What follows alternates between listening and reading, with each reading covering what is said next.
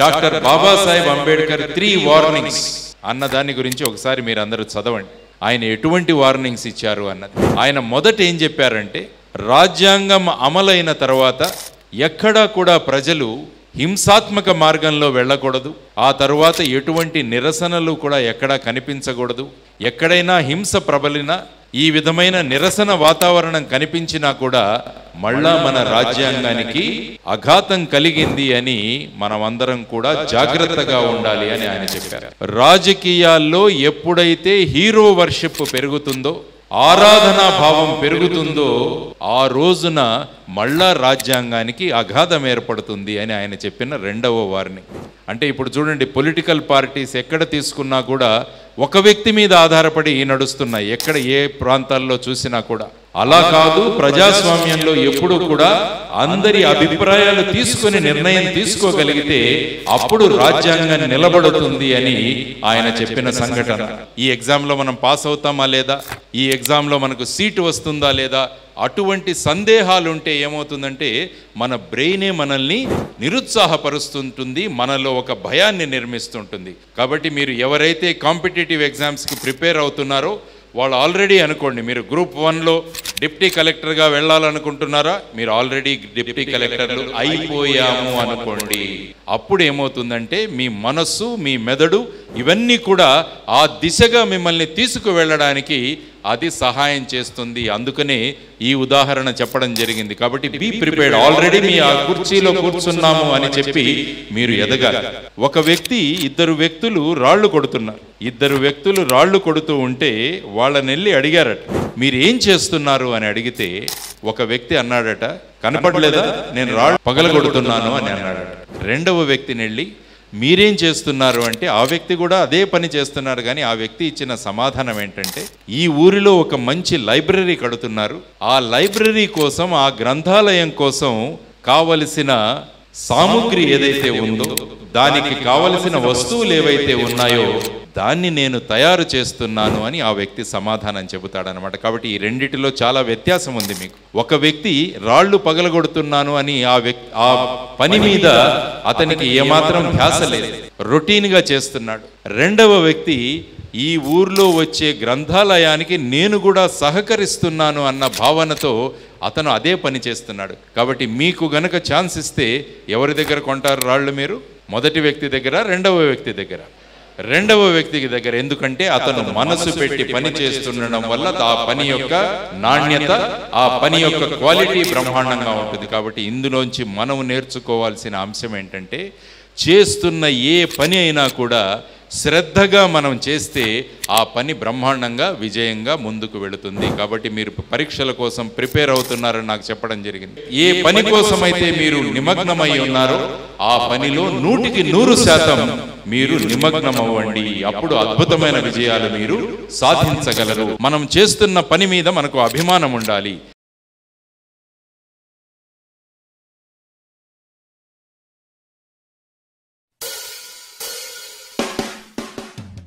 జన్మనిచ్చిన నా తల్లిదండ్రులకి, విద్యాబుద్ధులు చెప్పి మీ ముందు మాట్లాడగలిగే స్థాయికి నాకు జ్ఞానాన్ని ప్రసాదించిన మా గురువులందరినీ స్మరించుకుంటూ, మరి ఒకసారి ఖమ్మం పట్టణానికి వచ్చి మిమ్మల్ని అందరినీ కలిసే ఒక గొప్ప అవకాశాన్ని ఇచ్చిన మిత్రులు శ్రీ గంప నాగేశ్వరరావు గారికి, ఇంపాక్ట్ ఫౌండేషన్కి, మా మిత్రులు కిరణ్ గారికి, ఇక్కడ సారథ్యం వహిస్తున్న మిత్ర ఫౌండేషన్ ఖమ్మం వారికి కృతజ్ఞతలు మరియు అభినందనలు తెలియజేస్తూ, నాకు తెలిసిన కొన్ని విషయాలు మీతో మాట్లాడడానికి ప్రయత్నిస్తాను.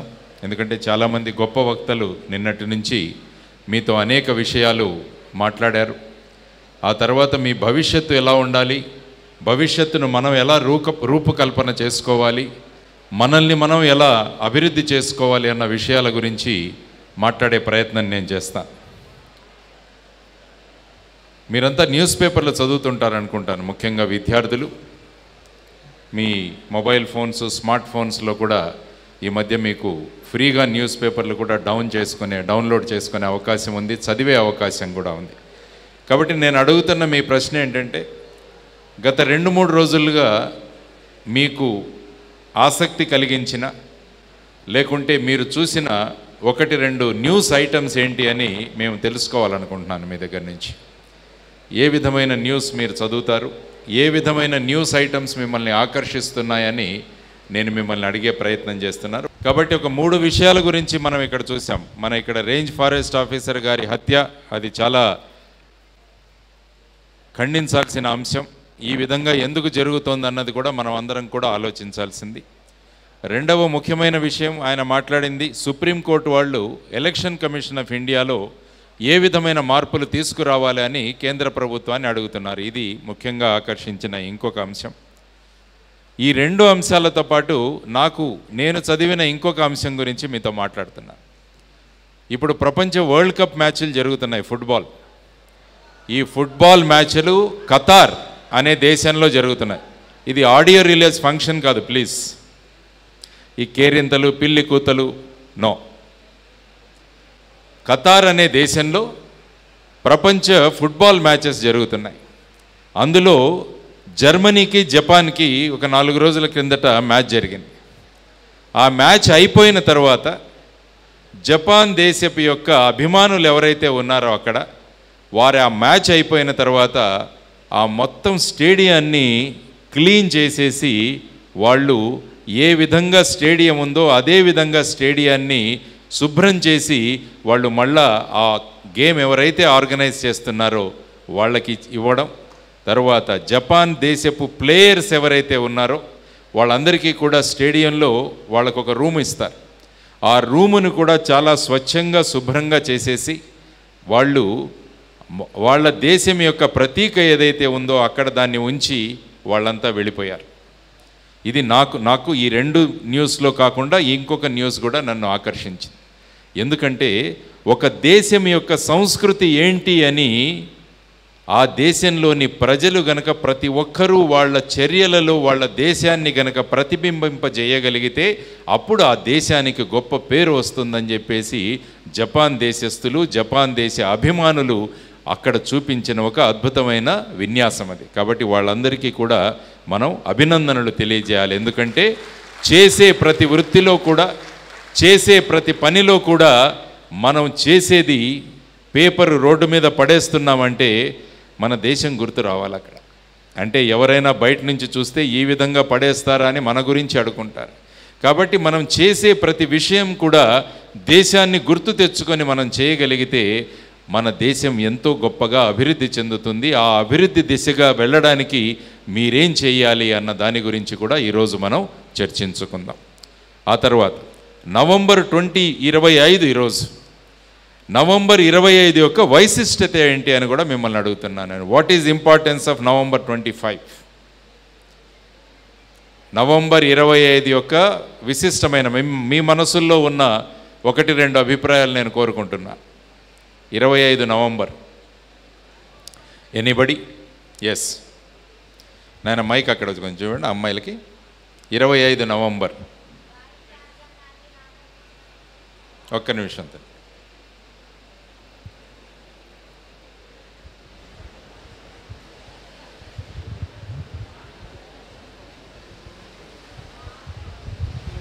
26 నవంబర్ భారత రాజ్యాంగాన్ని నవోమించిన రోజు. 25 అడుగుతున్నాను.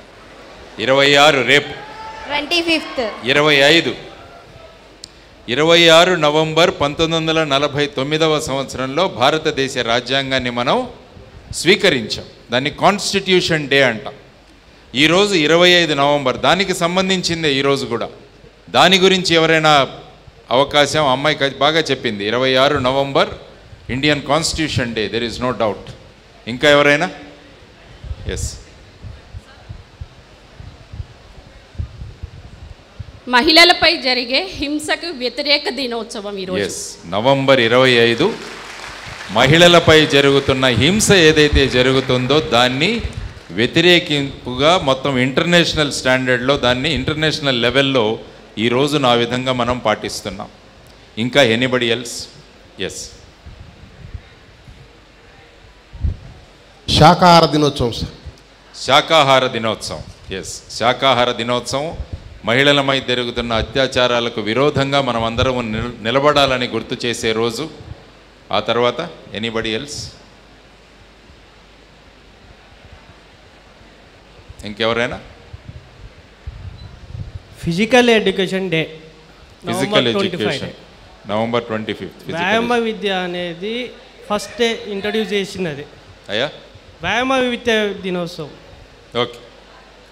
సో ఈ విధంగా ప్రతిరోజు ఏంటి వైశిష్టత అని మనం కనుక తెలుసుకుంటూ వెళ్ళగలిగితే మనం అనేక విషయాలను నేర్చుకోగలం. కాబట్టి ఇక్కడ ఉన్న విద్యార్థులందరికీ నేను తెలియజేయడం ఏంటంటే, ఒక 10 నిమిషాలు ఆ రోజు అంతర్జాతీయంగా కానీ జాతీయ స్థాయిలో కానీ మన పరిసర ప్రాంతాల్లో కానీ ఈ పర్టికులర్ డేకి ఏదైనా ప్రాముఖ్యత ఉందా అని మీరు గనక వెతకగలిగితే దానివల్ల ఏంటంటే మన అవగాహన పెరుగుతుంది.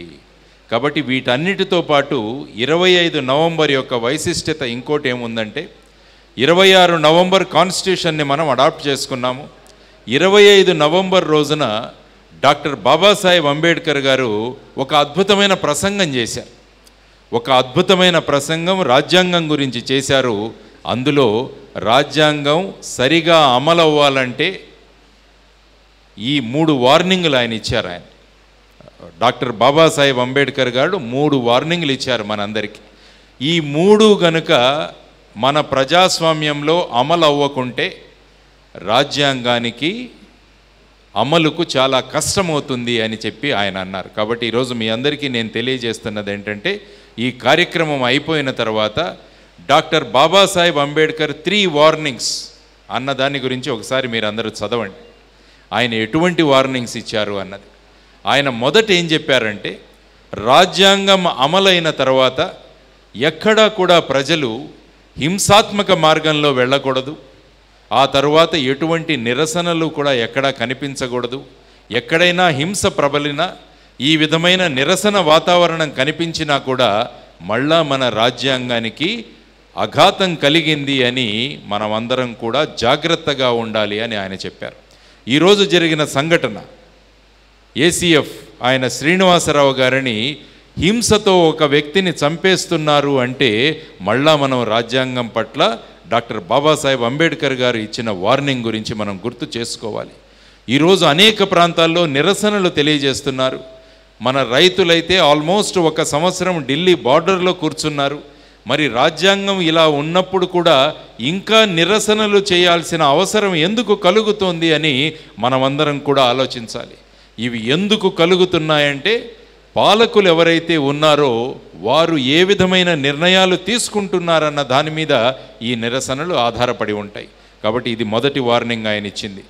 తర్వాత రెండవ వార్నింగ్ ఆయన ఏమన్నారంటే, రాజకీయాల్లో ఎప్పుడైతే హీరో వర్షిప్ పెరుగుతుందో, ఆరాధనా భావం పెరుగుతుందో ఆ రోజున మళ్ళా రాజ్యాంగానికి అఘాతం ఏర్పడుతుంది అని ఆయన చెప్పిన రెండవ వార్నింగ్.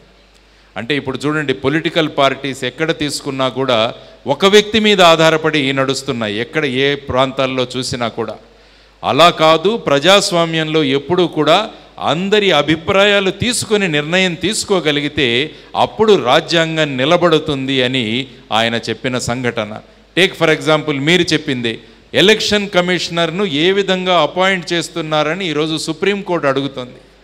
సుప్రీంకోర్టు ఏమడిగిందంటే, మళ్ళా టిఎన్ శేషన్ గారు లాంటి ఎలక్షన్ కమిషనర్లు మనకు రావాలి అని సుప్రీంకోర్టు అడుగుతోంది. మనకంటే ఏం జరుగుతోందంటే, వ్యక్తులు వాళ్ళు ఎవరికి కావాలంటే వాళ్ళను అపాయింట్ చేసే స్థితికి వెళ్ళడం వల్ల మళ్ళా రాజ్యాంగం అఘాతంలో పడిపోతుందన్నది డాక్టర్ బాబాసాహెబ్ అంబేద్కర్ గారు ఈరోజు 1949వ సంవత్సరంలో మనందరికీ ఇచ్చిన వార్నింగ్. కాబట్టి మళ్ళా దీని గురించి మనం ఆలోచించాలి. మూడవ వార్నింగ్ ఆయన ఇచ్చింది. ఆయన ఏమన్నారంటే, సామాజిక ప్రజాస్వామ్యం లేకుండా కేవలం రాజకీయ ప్రజాస్వామ్యం వచ్చినంత మాత్రాన ఈ దేశం అభివృద్ధి చెందదు అని చెప్పారు ఆయన. అందువల్ల social democracy is very very important. ప్రజలలో ఉన్న అసమానతలు, ప్రజలలో ఉన్న భేదభావాలు, ఆస్తులలో ఉన్న భేదభావాలు వీటన్నిటినీ తగ్గిస్తే తప్ప రాష్ట్రం ఒక గొప్ప దేశంగా మారదు అని ఆయన చెప్పారు. కాబట్టి దీన్ని గురించి కూడా మనం ఆలోచించాలి. కాబట్టి ఈ 25 నవంబర్ రోజున డాక్టర్ బాబాసాహెబ్ అంబేద్కర్ గారు ఇచ్చిన ఈ 3 వార్నింగ్స్ ఏమైతే ఉన్నాయో ఆ స్పీచ్ మీకు ఇంటర్నెట్లో దొరుకుతుంది. దాన్ని ఒకసారి కాపీ చేసుకోండి, దాన్ని ఒకసారి ప్రింట్ తీసుకొని ప్రస్తుతం దేశంలో జరుగుతున్న విధి విధానాల కోసం మీరు అన్వయించుకోండి అని, అందుకనే ఈరోజు ఆ విషయం గురించి ఉల్లేఖించి ముందుకు వెళదామన్న ఒక సంకల్పనతో మీ ముందుకు రావడం జరిగింది.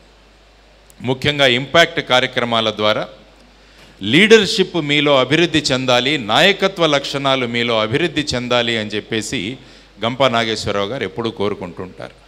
కాబట్టి నాయకత్వం అంటే ఏంటి? మనం ఎప్పుడు కూడా ఇతరులలో నాయకత్వం కోసం వెతుకుతూ ఉంటాం, ఇతరులలో నాయకత్వం కోసం వెతుకుతుంటాం. దానికోసం ఒక చిన్న కథ చెప్తాను మీకు. ఒక ఊరిలో ఒక అతను ఉంటాడు. ఒకరోజు అతనికి ఒక గొప్ప సందేహం వచ్చింది. ఆయన సందేహం ఏంటంటే ఈ లోకంలో అందరికన్నా గొప్పవాడెవరు అన్న ఒక సందేహం వచ్చింది అతనికి. దాంతో అతన్ని కనిపించిన వారినందరినీ కూడా అడగడం మొదలుపెట్టాడు. అందరికన్నా గొప్పవాడెవరు అని అడుగుతూ వెళుతుంటే అందరూ మాకు తెలియదు అంటే ఒక స్వామీజీ వచ్చారు అక్కడికి. ఆయన్ని వెళ్ళి అడిగితే ఆయన ఏమన్నారంటే అందరికన్నా భగవంతుడు గొప్పవాడు అని చెప్పేసి ఒక భగవంతుడి పటం అతనికి ఇస్తాడు. కాబట్టి అతను భగవంతుడు గొప్పవాడు అని ఆయన పటాన్ని పెట్టుకొని వెళుతూ ఉంటాడు. కానీ ఒకరోజు ఏమైందంటే అక్కడ ప్రసాదాలు పెడుతున్నాడు. ఆ ప్రసాదాలు తినడానికి ఒక ఎలక వచ్చింది. ఆ ఎలక వచ్చి ఈ దేవుడి పటాన్ని తోసేసింది. కాబట్టి దేవుడి పటం కింద పడిపోయింది. కాబట్టి ఆ వ్యక్తి ఏమనుకున్నాడంటే దేవుడి పటాన్నే కింద పడేసిందంటే ఎలుక దారికన్నా గొప్పది అని చెప్పేసి ఆ రోజు నుంచి ఎలక గొప్పది అని చెప్పి ఆయన అనుకోవడం మొదలుపెట్టాడు. ఆ తర్వాత కొన్ని రోజులకి ఏమైందంటే ఆ ఎలకను పట్టుకోవడానికి ఆ ఎలక బాగా ప్రసాదాలు తినుకుంటూ బ్రహ్మాండంగా ఎదిగింది. ఆ రోజు ఒక పిల్లి వచ్చి ఆ ఎలకను తినేస్తుంది. కాబట్టి అతను ఏమనుకుంటాడంటే ఎలకనే తినేసింది కాబట్టి ఈ పిల్లి గొప్పది అని చెప్పి పిల్లిని గొప్పది అనుకుంటూ ముందుకు వెళ్ళడం మొదలుపెట్టాడు. ఆ పిల్లి ఆనందంగా తిరుగుతుంటే ఒకరోజు ఒక కుక్క వచ్చింది. కుక్క వచ్చి ఈ పిల్లిని తరిమేసరికి ఏమనుకున్నాడంటే పిల్లి కన్నా కుక్క గొప్పది అనుకున్నాడు. ఆ కుక్క బాగా పెరిగి దానికి భోజనం అన్నీ పెట్టడం మొదలుపెట్టాడు. ఆ కుక్క బాగా పెరిగి అరవడం మొదలుపెట్టింది. దాంతో వాళ్ళ భార్యకు కోపం వచ్చేసి ఒక కర్ర పెట్టుకొని ఆ కుక్కను కొడితే కుక్క పరిగెత్తిపోయింది. ఆ రోజు ఏమనుకున్నాడంటే కుక్కనే కొట్టింది కాబట్టి మా భార్య ఇంకా చాలా గొప్పది అని చెప్పేసి ఆవిడ గొప్పది అని మొదలుపెట్టాడు. ఆ తర్వాత ఆవిడ ఒకరోజు ఫోన్లో సంభాషిస్తూ అన్నంలో పప్పులో కొంత ఉప్పు కారం ఎక్కువ వేసేసింది. దాంతో ఇతను తిన్నాడు. తిని బాగా కోపం వచ్చేసి ఆవిడని తిట్టేసరికి ఆవిడ అతని కాళ్ళ మీద పడి నన్ను క్షమించండి అని చెప్పి ఆవిడ కోరుకుంది. అంటే ఆవిడ కన్నా కూడా నేనే గొప్పవాడిని కదా అని ఆయన ఆ రోజు గ్రహించాడు. కాబట్టి ఈ కథ మీకు ఎందుకు చెప్పానంటే మనలో గొప్పతనం మనం తెలుసుకోకుండా ఈ గొప్పవాళ్ళు ఎవరు అని మనం సమాజంలో వెతుకుతూ ఉంటాం ఎక్కడ చూసినా. కాబట్టి ఈరోజు ఈ కథ ద్వారా మీకు చెప్పదలుచుకున్నది ఏంటంటే ఆ గొప్ప నాయకుడు ఎవరైతే ఉన్నాడో ఆ గొప్ప నాయకుడు మనలోనే ఉన్నాడని మీరు ఎప్పుడైతే గమనిస్తారో అప్పుడు ఆ నాయకత్వం దిశగా మనలోని గుణగణాలను పెంచుకోవడానికి మనం కృషి చేస్తాం. లేకుంటే నాయకత్వం నాలో లేదు అనుకుంటే ఎక్కడెక్కడో మనం వెతుకుతుంటాం నాయకుల కోసం. కాబట్టి ఈ ఇంపాక్ట్ కార్యక్రమం యొక్క ప్రధానమైన ఉద్దేశం ఏంటంటే మీలో ఉన్న నాయకుడిని మిమ్మల్ని చూడడానికి ఒక అద్భుతమైన అవకాశం ఇంపాక్ట్ ద్వారా ఈరోజు కలగజేస్తున్నామని మరి ఒకసారి గంపా నాగేశ్వరరావు గారికి కృతజ్ఞతలు తెలియజేస్తున్నాడు. సో గొప్పవాడు ఎవరు అందరికన్నా? గొప్పవాళ్ళు ఎవరు? నేను అని ఆ విధమైన కాన్ఫిడెన్స్తో మనకు ముందుకు వెళ్ళగలిగితే ప్రతి విషయాన్ని మనం చక్కగా అన్వయించి విశ్లేషించి నిర్ణయాలు తీసుకునే శ్రమ మనందరం కూడా పడతాం. కాబట్టి ఆ విధంగా వెళ్ళండి. ఎవరెస్ట్ శిఖరాన్ని అధిరోహించారు చాలామంది. కానీ మొట్టమొదటిసారిగా ఎవరెస్ట్ శిఖరాన్ని అధిరోహించింది ఎవరు? మీరే యంగ్స్టర్స్, మీరు కాంపిటేటివ్ ఎగ్జామ్స్కి ప్రిపేర్ అవుతున్నారని నాకు చెప్పడం జరిగింది. ఎవరెస్ట్ శిఖరాన్ని అధిరోహించిన మొదటి వ్యక్తులు ఎవరు? ఇక్కడ మీరు పెద్దవాళ్ళు మాట్లాడకూడదు, ఇక్కడ పెద్దవాళ్ళు మాట్లాడకూడదు, పిల్లల్ని అడుగుతున్నాను. ఎవరెస్ట్ శిఖరాన్ని అధిరోహించింది ఎవరు మొదట? మీ ఆబ్జెక్టివ్ టైప్లో ఇది వస్తుంటాయి క్వశ్చన్స్. ఇద్దరు వ్యక్తులు వెంట వెళ్ళారు, Edmund Hillary and Tenzing Norgay. అబ్బాయి టెన్జింగ్ నార్కే అని చెప్పాడు, Edmund Hillary and Tenzing Norgay. ఎందుకు అడిగానంటే ఈ ప్రశ్న, వీళ్ళిద్దరి ఫోటోగ్రాఫు మనకు మీ ఇంటర్నెట్లో కానీ పుస్తకాల్లో కానీ మీరు కొడితే అది దొరుకుతుంది. మరి ఈ ఇద్దరికి ఫోటో తీసింది ఎవరు? అంటే ఒక ఫోటోగ్రాఫర్ ఆల్రెడీ ఎక్కి అక్కడ కూర్చున్నాడా? మరి అలాగైతే ఆ ఫోటోగ్రాఫర్ ఫస్ట్ వ్యక్తి అవుతాడు ఎవరెస్ట్ ఎక్కింది. కానీ వీళ్ళిద్దరి ఫోటో మనకు కనపడుతుంది. సో ఇది ఎందుకు అడిగానంటే, మీరు Edmund Hillary, Tenzing Norgay already నిర్ణయానికి వచ్చారు, మనం ఖచ్చితంగా ఎవరెస్ట్ని ఎక్కుతాం కాబట్టి మన కిట్లో ఒక కెమెరా కూడా మనం పెట్టుకుందామని చెప్పేసి వాళ్ళు కిట్ పెట్టుకున్నారు ఆల్రెడీ. అందుకనే వాళ్ళు అక్కడికి వెళ్ళగానే వాళ్ళు ఆటోమేటిక్ మోడ్లో ఆ ఫోటో కెమెరా తీసుకున్నారు, ఆ ఫోటో తీసుకోగలిగారు. దానికి ప్రధానమైన కారణం ఏంటంటే వాళ్ళ ప్రిపేర్డ్నెస్. వాళ్ళు ఏ విధంగా తయారై ఉన్నారు అన్న దాని గురించి మన విజయం ఆధారపడి ఉంటుంది. నేను ఎక్కుతానో ఎక్కలేనో, నేను ఎక్కిన తర్వాత ఫోటోగ్రాఫర్ని పిలుచుకుందాం, ఆ తర్వాత అతను వచ్చి ఫోటో తీస్తాడులే, అలా అనుకోలేదు వాళ్ళు. మేము ఖచ్చితంగా ఎదుగుతాం, మేము ఖచ్చితంగా ఆ స్థాయికి చేరుకుంటాం, అందువల్ల మన ప్రిపరేషన్లో మనం ఉండాలి అని మన విశ్వసనీయత మీద, మన విజయం మీద మీ అందరికీ కూడా కాన్ఫిడెన్స్ ఉండాలి, ఆత్మవిశ్వాసం ఉండాలి. కాబట్టి ఎప్పుడు కూడా ఈ ఎగ్జామ్లో మనం పాస్ అవుతామా లేదా, ఈ ఎగ్జామ్లో మనకు సీటు వస్తుందా లేదా, అటువంటి సందేహాలు ఉంటే ఏమవుతుందంటే మన బ్రెయినే మనల్ని నిరుత్సాహపరుస్తుంటుంది, మనలో ఒక భయాన్ని నిర్మిస్తుంటుంది. కాబట్టి మీరు ఎవరైతే కాంపిటేటివ్ ఎగ్జామ్స్కి ప్రిపేర్ అవుతున్నారో వాళ్ళు ఆల్రెడీ అనుకోండి, మీరు గ్రూప్ 1లో డిప్టీ కలెక్టర్గా వెళ్ళాలనుకుంటున్నారా, మీరు ఆల్రెడీ డిప్టీ కలెక్టర్లు అయిపోయాము అనుకోండి. అప్పుడు ఏమవుతుందంటే మీ మనస్సు, మీ మెదడు ఇవన్నీ కూడా ఆ దిశగా మిమ్మల్ని తీసుకువెళ్ళడానికి అది సహాయం చేస్తుంది. అందుకనే ఈ ఉదాహరణ చెప్పడం జరిగింది. కాబట్టి బీ ప్రిపేర్డ్. ఆల్రెడీ మీ ఆ కుర్చీలో కూర్చున్నాము అని చెప్పి మీరు ఎదగాలి. ఈ ప్రాంతం పేరు స్తంభాద్రి. ఖమ్మానికి మొదటి పేరు స్తంభాద్రి అని కూడా అంటారు. అంటే స్తంభాలుగా మీరు నిలబడగలగాలి. స్తంభాద్రిలోని ప్రజలు, స్తంభాద్రిలోని విద్యార్థులు స్తంభాలులాగా, సమాజానికి దిక్సూచులులాగా మీరు గనక నిలబడగలిగితే దేశం బ్రహ్మాండంగా ముందుకు వెళుతుంది. అటువంటి శక్తి సామర్థ్యాలు మీలో ఉన్నాయి, అటువంటి లక్షణాలు మీలో ఉన్నాయి. అటువంటి విజయాలను మేము సాధించేశాము అన్న భావాలతో గనక మీరు ముందుకు వెళ్ళగలిగితే మీ ప్రగతి బ్రహ్మాండంగా ఉంటుంది. గొప్ప అద్భుతమైన ప్రగతిని మీరందరూ కూడా సాధించగలరు. కాబట్టి ఆ ఉద్దేశంతో మీరందరూ పని చేయాలని చెప్పి మనస్ఫూర్తిగా కోరుకుంటున్నాను. ఆ తరువాత మనం నేర్చుకోవాల్సిన ఇంకొక ముఖ్యమైన విషయం ఏంటంటే, భారతదేశం యొక్క స్వాతంత్రాన్ని మనం 75 సంవత్సరాల స్వాతంత్రాన్ని జరుపుకుంటున్నాం. దాన్ని ఏమంటాం మనం?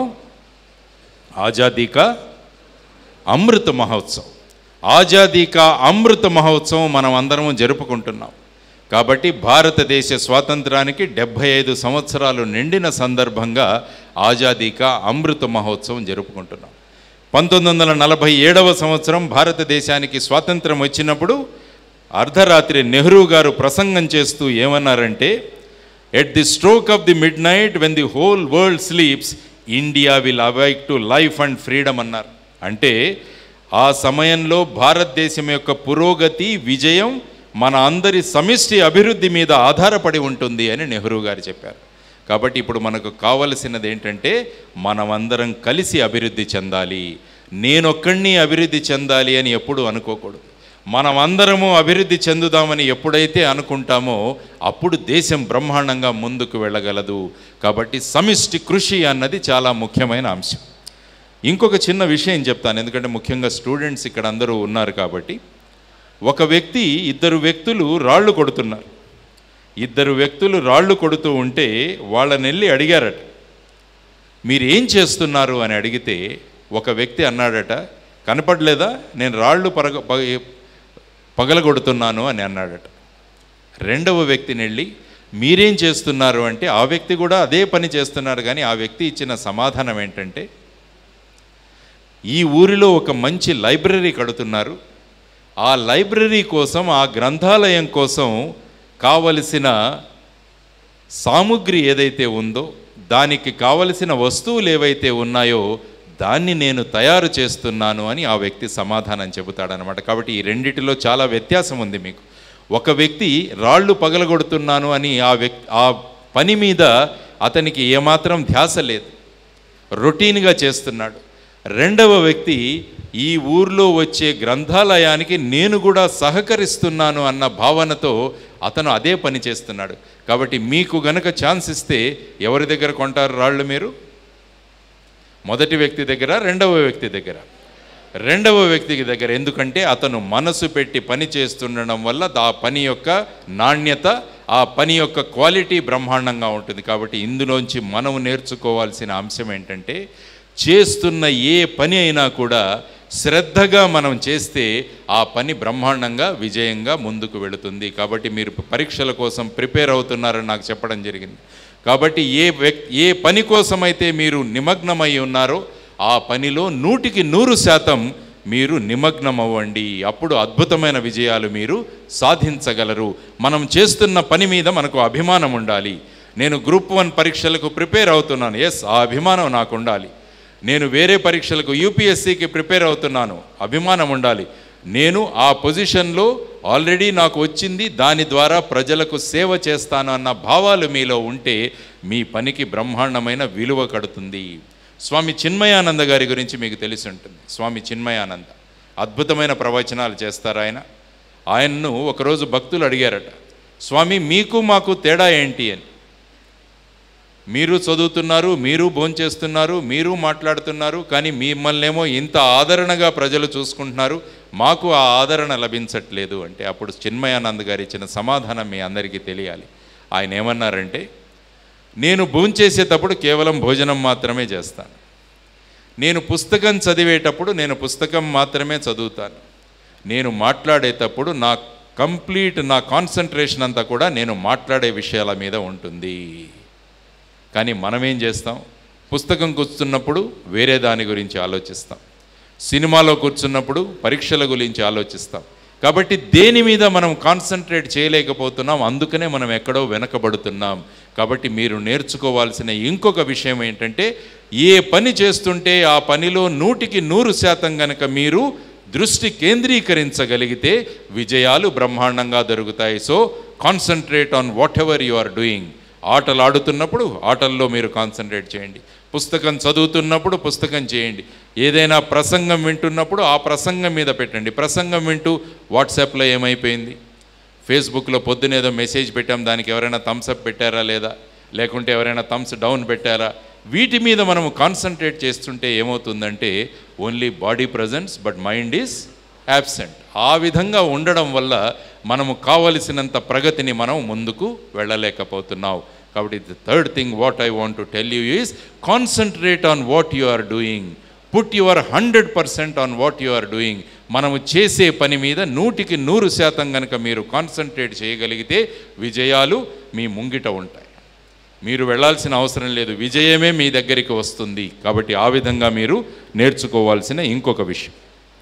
తరువాత ఇంకొక చిన్న విషయం, అది కూడా మీతో నేను మాట్లాడుకోగలను. ఒక వ్యక్తి ఉన్నాడు, ఆయన పేరు కరోలై టకాస్. ఆ వ్యక్తి మీరు తర్వాత కావాలంటే మీరు ఇంటర్నెట్లో చూసుకోండి. ఆ వ్యక్తి హంగేరీ దేశానికి చెందినవాడు, కరోలై టకాస్. ఆ వ్యక్తి ఒలింపిక్స్లో షూటింగ్, ఏదైతే మనం పిస్టల్ తీసుకొని షూట్ చేస్తామో అందులో బ్రహ్మాండమైన కాన్సన్ట్రేషన్ ఉన్న వ్యక్తి. ఆ సంవత్సరం ఖచ్చితంగా ఆ దేశానికి పిస్టల్ షూటింగ్లో ఈ వ్యక్తి గోల్డ్ మెడల్ తీసుకొస్తాడన్న స్థాయికి చేరిపోయాడు. అతను ఆర్మీలో పనిచేసేవాడు.